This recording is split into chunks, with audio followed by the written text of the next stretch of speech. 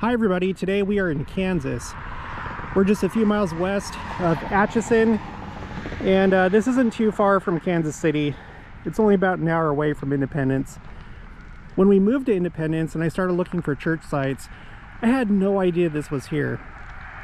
As I started looking for church sites, I came to realize that the vast majority of them here in the Midwest are in Missouri, Illinois, Iowa, Nebraska, but not so much in Kansas. And just before moving to Independence, we had lived in Kansas near Wichita for 5 years as we had our little family homestead. And you know, I didn't think that there was much here, but it turns out that there are some Kansas church sites, and this is one of them. It's called Mormon Grove. So let's just go ahead and read this. The city that disappeared. Near here, located in a grove of young hickory trees, was an important rallying point in 1855 and 1856 for members of the Church of Jesus Christ of Latter-day Saints, Mormon, then immigrating to the Rocky Mountains.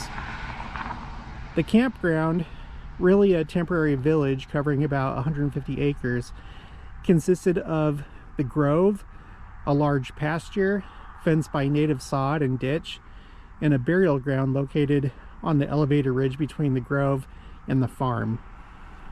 Though 1 or 2 permanent structures were erected, most residents lived in tents, wagon boxes, or makeshift dwellings. During the peak year of immigration at Mormon Grove in 1855, nearly 2,000 Latter-day Saints with 337 wagons left here for the Salt Lake Valley. It was also a tragic year for the US, British, and European Mormons at the little way station, many dying in a cholera epidemic. In 1856, Iowa City, Iowa became the major jump-off point for Latter-day Saint westward travel, and Mormon Grove became a forgotten gathering place. So it's really interesting to come across another way station. Let's just double check the back, but I already know that there's nothing back here. Okay, so far on the channel, when it comes to way stations,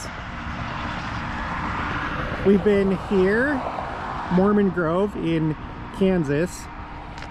Then we also have Tinney Grove in Missouri. We've been to Winter Quarters in Nebraska. In Iowa, we've been to Mount Pisgah, which is a really interesting place. I always bring this up. It actually looks a lot like Adam-ondi-Ahman. It has a valley that looks like the Valley of Adam-ondi-Ahman, and it's also connected to Adam-ondi-Ahman by the Grand River. But we've been there. Where else have we been? I feel like there's another one, another way station. Maybe not. So anyway, it's just interesting that you had all these way stations, and I don't know how many total there were. You know, we're talking here about 1855, 1856. By this point, the Saints had already reached the Salt Lake Valley, and it had almost been 10 years by this point. But when you're moving so many people, it doesn't just happen in an instant. It has to be done in a orderly and practical way. And you know, Kansas was part of that, at least here at Mormon Grove. Of course, most of the trek went through Iowa and Nebraska. The other Kansas sites that we're going to go visit mostly have to do with the Mormon Battalion, not so much the Pioneer Trek. This is the only one that I know of that has to do with the Pioneer Trek to Utah. There may be a few other signs, you know, somewhere else, just talking about the fact that there were some trails that came through Kansas, but as far as actual locations where the Saints stayed at a way station, I think this might be the only one in Kansas. So that makes this a pretty special place. The last time I did a video here, one of you told me that you were working on your family history and that one of your ancestors actually stayed at Mormon Grove. And I don't know, for all I know, maybe some of mine have too. Sometimes you don't really know until you go into their life sketches and autobiographies. I had that happen with one of my ancestors where, you know, not everywhere that they lived was put into family search on their profile. So you may want to spend some time, go through those autobiographies and pull out some of those other details, and then put it into family search so other people can more easily find that information.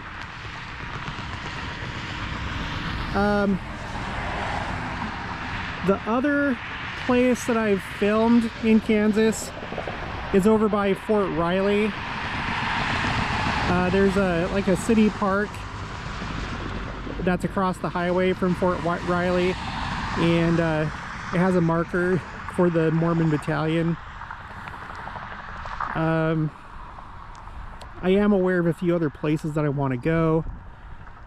There's a couple that are at Fort Leavenworth. One is actually on post, I believe. I'm not sure if I'm going to be able to record that because it's a military installation. I'll have to ask the military police if that's okay.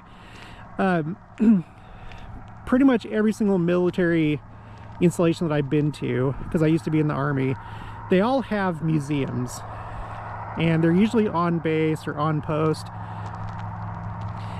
It may not be an issue, but I'll have to check with the MPs. And then there's a civilian museum that's near Fort Leavenworth that has some kind of display or exhibit for the Mormon Battalion. And then I'm aware of like a few other locations in Kansas that talk about the Mormon Battalion, and also just, you know, pioneer trails. So I'm gonna try and go hunt those down. And then of course, everything that I find, I'm putting on my map and spreadsheet, which you can access. The link is in the description box of each video. So please make sure to use that as a resource if you're trying to visit these sites.